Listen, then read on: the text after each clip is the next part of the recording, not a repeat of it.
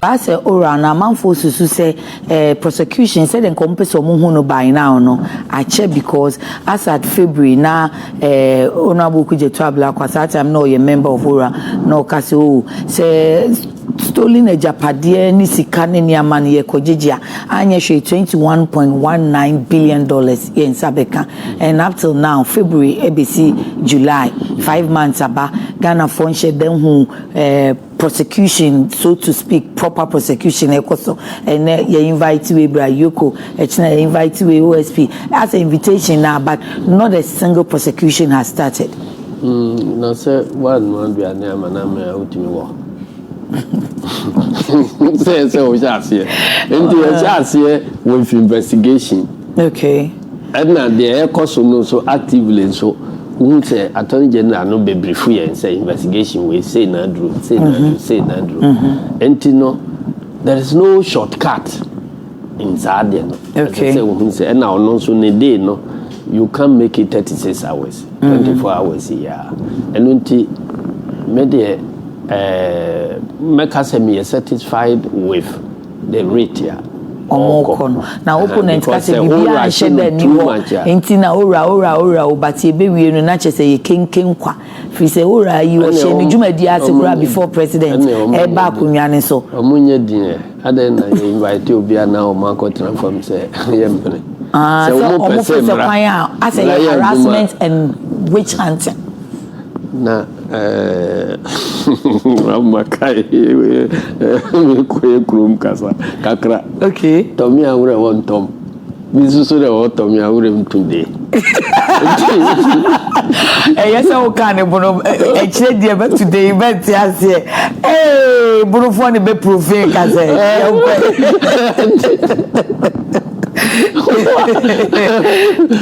so, and you know.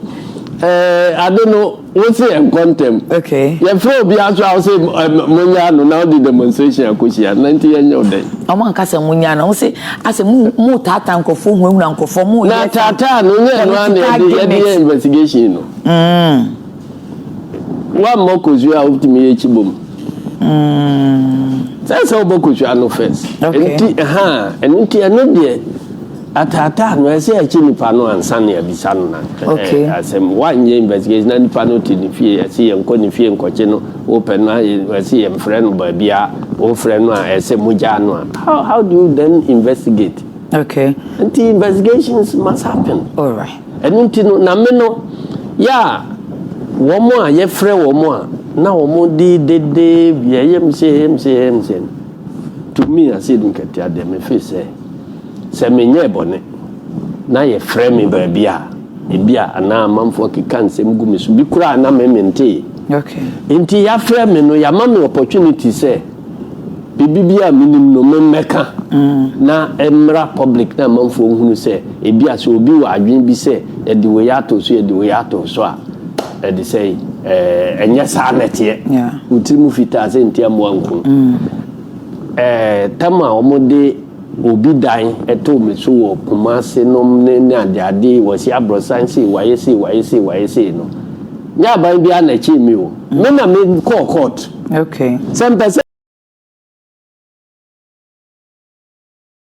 me nya forum na me cheche ne mamu na Ghana fo hu se de wo mo ka no enye no kore. Okay. So I went to court. And na court no so ma opportunity. Okay. E ma no kure bi ewu bia be dead. Nka me ko bu obi dan egu.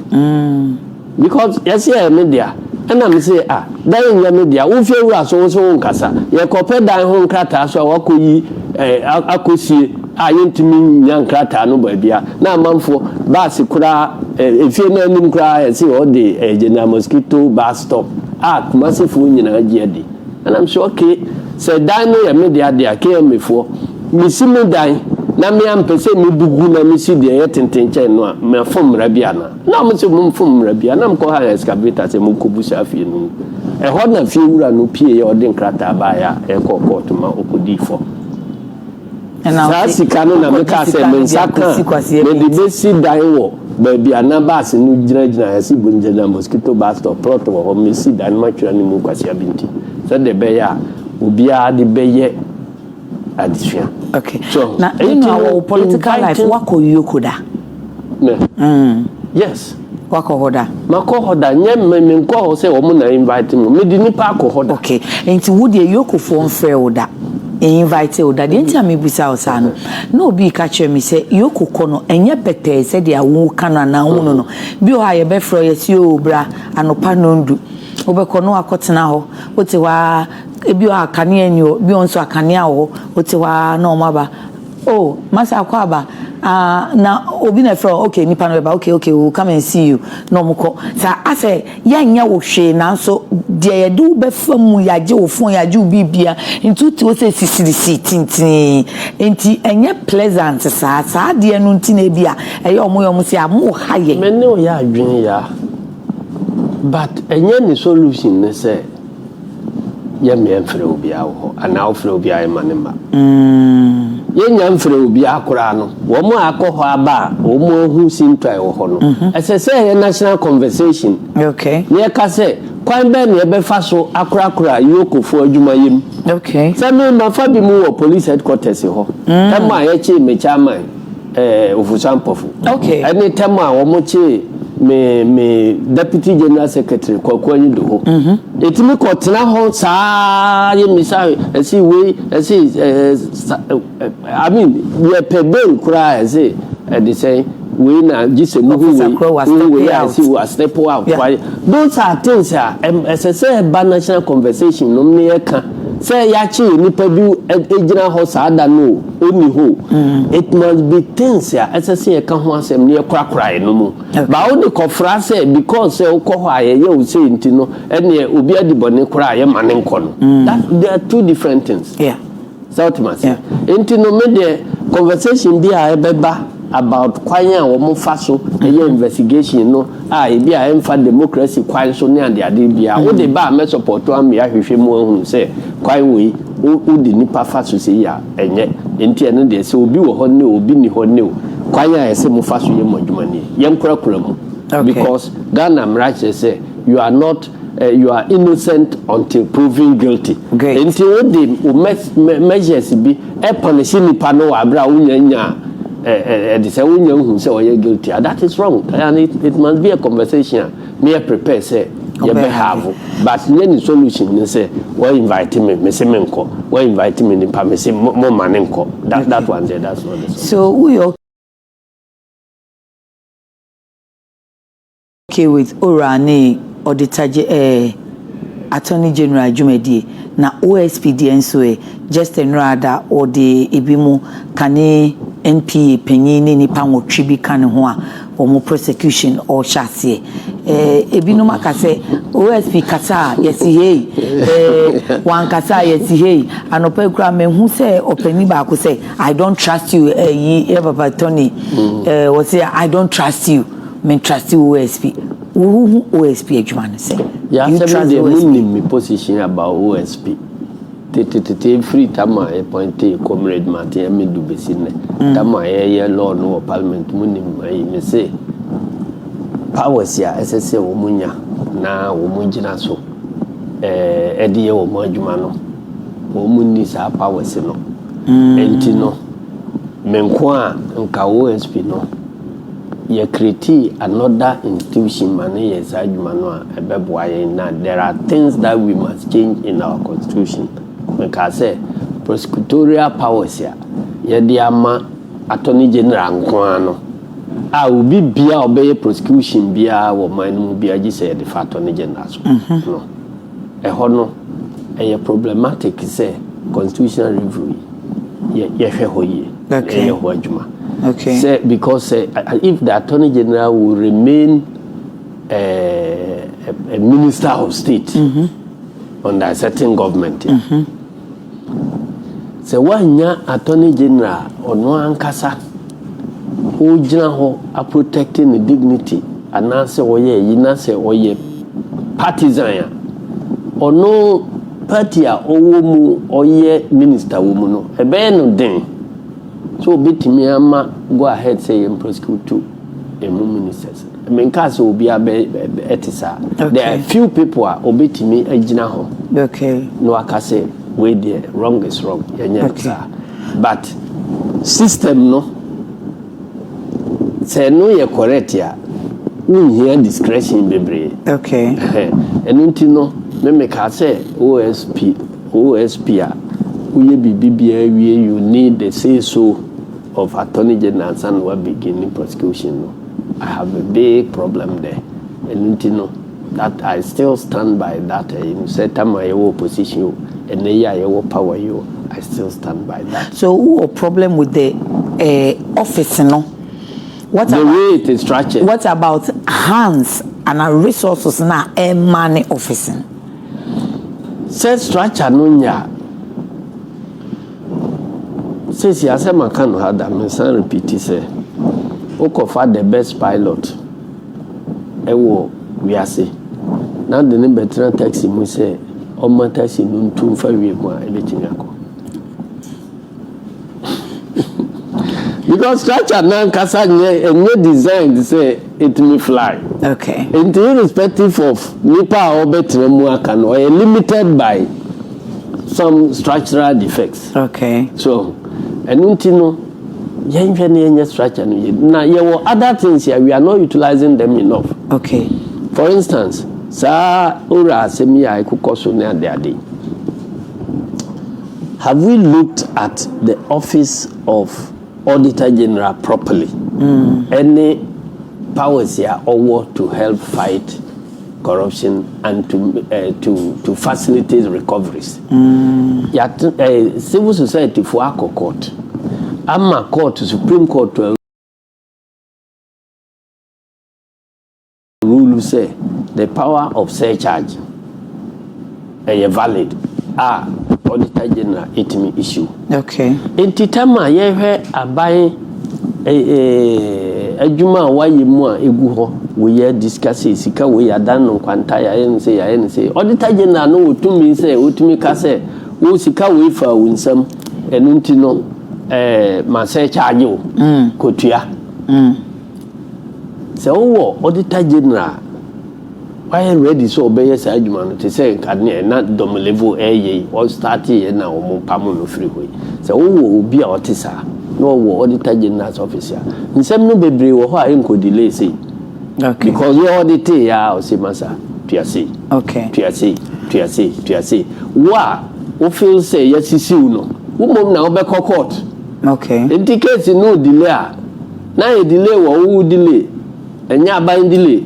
Okay. So, enti anonum bia ye niema yetimi faso yetimi fight corruption. Okay. So, General, in as much as me tewase no, me busa osa hansa emane office no, office of the OSP because onipa oye lawyer kise jaben. Ebi mo feel say ono ankasa ntumi handle office ni ye. Aden ya ase or they settle personal scores. Meaning say Ofori Atta way by fugitive of law, say fugitive from law, any fugitive of justice in same about here say as only Ofori Atta wo personal issue and all pursue Ofori Atta obi osi oyare obi osi oyese obi osi esenti. It is not really about office ne say system na amra na wo honom no ntumi mwa but I to say wo waba na wo omo do ba ye na ankasa no as oni omo kunti edu ba bi kura bi si an offer upa wo ye den kura wo kura wo ti keka wo beko ebi mu sisi osuo si ebe yi no enu nti na afa de na ni abrea o chesi Ofori Atta na nipa no mo se onje aban mufo onje opposition fo why no nkoji mo because maybe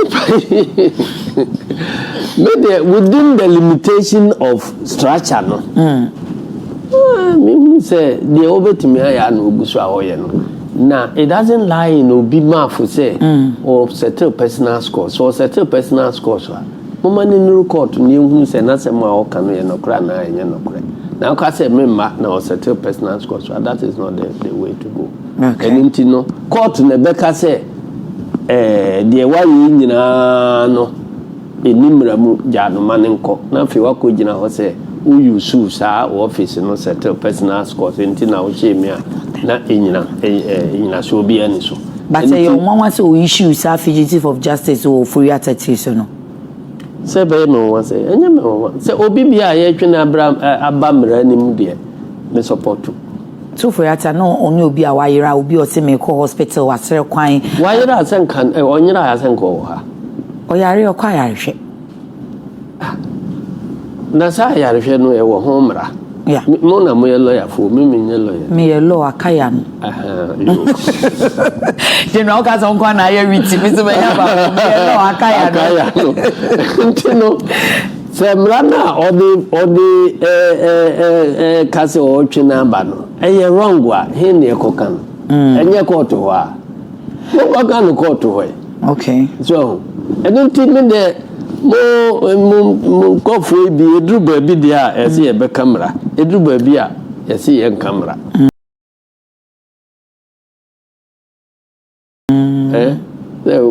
u sister pani sisi wadru se Lagos o hin fan wadru Chief Justice Gertrude Asemna Woken Oko African Human Rights Court ewo Abuja Nigeria wo ye wadru na wa obi a o tonsa ummeto bi o mummeto emuede wa o pensa no bi anuma no akoto obi di anu wa unsa na o ton no de o pese onum bi and African court on say nyi obi di e kan yes system ne ho mami otiso ha say wo ye bibi a say go to court brame court court a wo pese ye ni Ghana fo nyina ye nko a na wo hweso no enne wa nya asem a wo say court no nya me ko bi court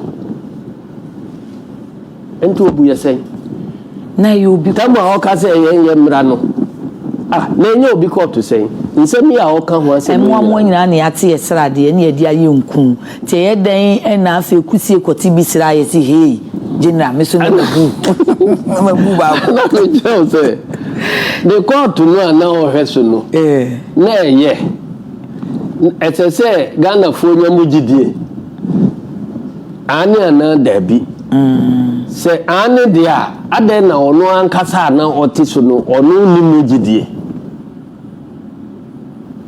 se dabi so dia ene na chese o mepa e che se dabi anu o kase yemu bia nya asem a yemfa mra court no nim se court no nye ene o kase na yemfa ya asem nko ho na ono nya asem dia o de be ko ba bi fufuro I take it and na chese ofo process ye koso nyina so na say no na wo constitution ene no constitution enti enkoso na de mimi hu se wo ye no de ade so ko kan becho contempt enti nka ade den anka pese wo kan den anka pese wo kan me say wo abuse process no o abuse process no because me makoko to hoda o makoko to hoda da bia ono chief justice wo rule pen say obi abuse process no because of persistent and frivolous petitions in emanema o rule bi da wo rule go ya nim da na ene abedru dia so dia o say we there but what you nsem na o kan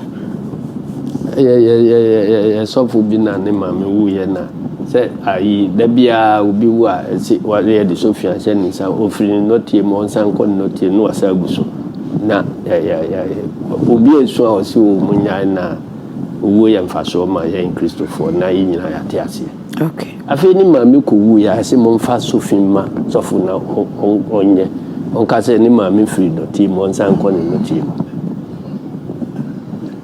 o puta ide oye ya de Nizine zoya ya ododo so no only problem or process in ho but kwanya e fa so e koso no anya no any process no ana process no e kwai catch na wo petition ba ko wo ho how and afa baby a wo de koyi ana baby o motena se no ye violating right o ti muntie me keke ya eno ho how no esisi usa enye court ha na e ka ho asem se bia wa ko first one we hu so na je se wasem na wo kan nim sa na wo ka se ye ntiase ye case ye court a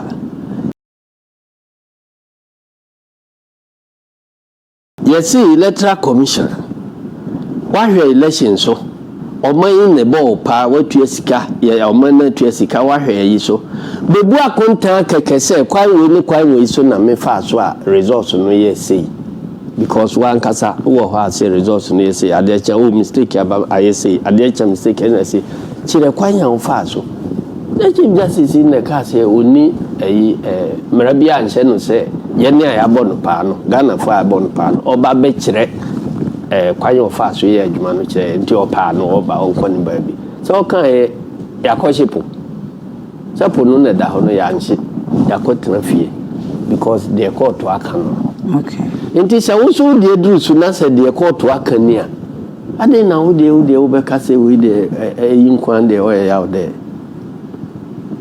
Ebra unua be ma chachuchi kata course a court so papa ko for time no o kan sen na so ko ne ko wie ni nyina amewie Supreme Court ha ya se be wie ha ya ana o ko sa court no court a o ko ye se still ya de no kotu mo membo okay na chachu no kura wa kire wo nkire wade a no wa kire utuche bia de ansa na oba kire wade ono kura semra no e de na kotu mo na obi ni na sem I am the who Amaphobia kama MPP for na so bi ka say said the President Mahamadu to ne niama o ye no ja onya third term a obeko menim se meni honorable Felix Kwachu so atena kasa mo akase debi president onye still ebi mo say president wan kasa betu onu mutu mo as party mo be alawe no amana ko tetem o ye chairman tina me bisausa na mpacho onu akase wo ko tetem yenti ye bati ya tete na fe kwachi aye misai ade ko process we ko misai no exere se onya tete ma wo be ko obi ka se o ase nkati uni hu obotomu a na makoja bontin se me botoni sika e wo mi ye pondu mo majinhwe wana yesa obi anya sa okay nti questions ya arise no you don't answer it. The questions are arisen. One are arising. So what will you say? What you are na say? Me see me see me kotetem and I may say me. Okay. Opposition say Chief Justice ya o I say omude petitioner man awasomu a wo ye ebe ya na che say onu ni nipa open as Chief Justice abetina ho onya betina ho a ene ye contest law no ye be fa article no di akoko Supreme Court mu na mu cheche constitution mu interpret say obetumi akotetem constitution ka say 2 times and 2 times no o can consecutively and now o can say che mu cheche mu say oh ene obetumi akotetem che say na me ka say enye se obi e kana se man na odi akire okay president for abai ABC nano sa issue about tetem or no tetem no what is it be arise we Ghana hada there be na mo bi a consign my president Mahamadu kwasan yamba first time na o tema olusu ye no na soja o hwe soja so ade no anka so de betra so olusu kura o de betra so enti no asem ni fi mu ko fa asem che me susu se we no na ye attempt say ye dey be protect ebi a Chief Justice no ni mane wo ka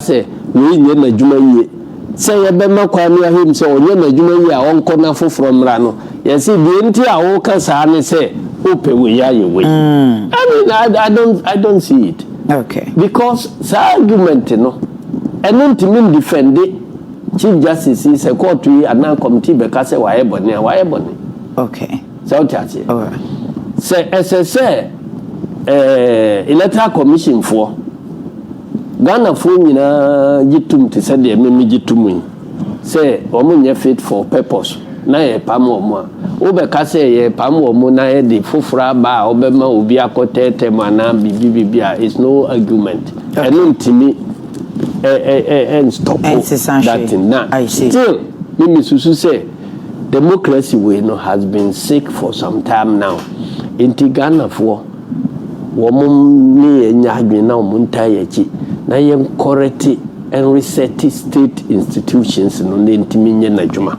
Okay. Mami Musa wo say akwatia yi mo be ko ba election no bebre ba mo nyan nkonwa yi enyeye mo pe supreme numbers na mo de nyam way through ana. Yeah, way through the parliament. Majority will have their way, minority will have their say. This minority, yeah, I do be grandma to make a micro minority. Oh, any people higher now. Wow, would me a Jumaimuno. As any bad now, the when you are a home by Biffia, be now Janahoye argument. Akwatia, a constituency on its own. Women have the right to decide who represents them in parliament, irrespective of numbers. I will parliament because women have parliament. Obia was a representative. Obia ni wa or represent Akwatia. And until Akwatia have right to select their leader. Now say yama women the best options. Okay. Now women make one choice. Okay. Until Kojaba being kase, esa say. Time wo MP wo ho esan say banda wo MP wo ho sunwan wo MP wo ho ntino Akwatia de no ensa say ema wo option na wo ye say Akwatia for believe in NDC policies ya na we deny wo mo the right to choose option bi wo no ahwe na no say nani week me hwa me kura me ka say bia wo be she batakari no we dey wan she batakari tuntum no na wo sha say brown atari na emre election emre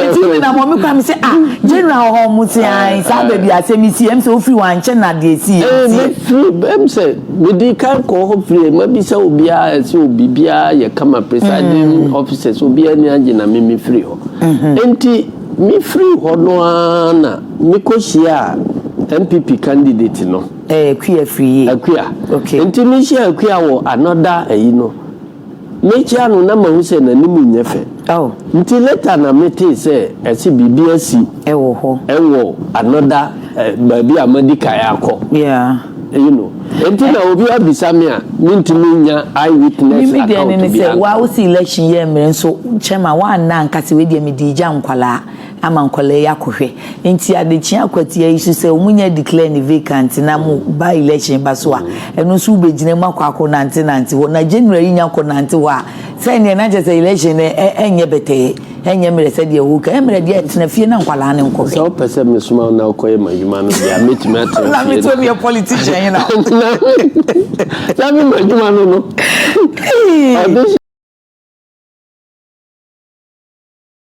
Kwaku Adwane enti BBC a the fact is say me ko ho no me nkoye bibibia wo ma training police agents no me ande ade nya ya training wo mo dada enye me na me ko tena ho training wo mo but nipa wo deploy wo mo say wo nkoye adwuma no se wo mu paninu a wo ho a ema encouragement enti na presidents to da bia wo ko war front no so or Kwame who say ye gina ye involved into no monyere mo no ama wo mu nkranhye so politics dem tie di twa funu ma wo pedodo kura me ma bi sen kamere politician kura o mo ya na kotwi we bai me nua be ma Samson Kenya me chese me musa o se nansen ya wo be hwa na emrantie deliberately na wo maboaboa wo mo ho anu yes ye ne ye coalition ye ba be hwe election se ntiase ye nye say just imagine 5k men 3k women ya organize your money akọ. What's your view about that? No na make say solution no a me ne mo kan ho asem about vigilantism say no yetiminya sa solution no ebe clean violence e free ho ene say e say nipa e ko ho kra no a who say ehun bia wom okay because the fact is say nipa bi ebe call round by election war no me and the other. It is not a problem that we are confronted with. Problem we are confronted with ne say there is uba na mukobu no ho enti say wo mo be ko na violence na de be ba dia kwanya e be fa so stop sa de no say obia won the right to go to by election theater na mum bibia am free enkofa bibi mum ma that's fine with me so tiase enti e no de say yehwe ni tu sa kra wo de yem fansan ho se me kasai e bia yetimi etu saa na mo no se ya kochiche eyifu nyina obi a wadi bone from the threshold a eye ayawa so west wogo yetimi achichi wo mu nyina de obi a ntansa abono na obi a gina mrani mu e defend ne ho from satam no pisi abrekuma nofo a obi se o man mu be yedin akwati ahoso be yedin because unim se oya de da honi na yenyai state security na mo so nya o adwuma na state security for no so no ye ne wa ba mu no so no ye be ma o mo enough confidence say munya mo adwuma according to law enti who state security member ubekwa akosei niema wo ho ana ubekwa akoye o niema bi according to bon partisanship ho no na umompani fo kwaye fa so twema so na dey afa so atwema so I'm saying I don't know the piece. Thanks for watching. Like and share the video. You can also drop your comment. Please don't forget to subscribe. Click on the bell to turn on the notification.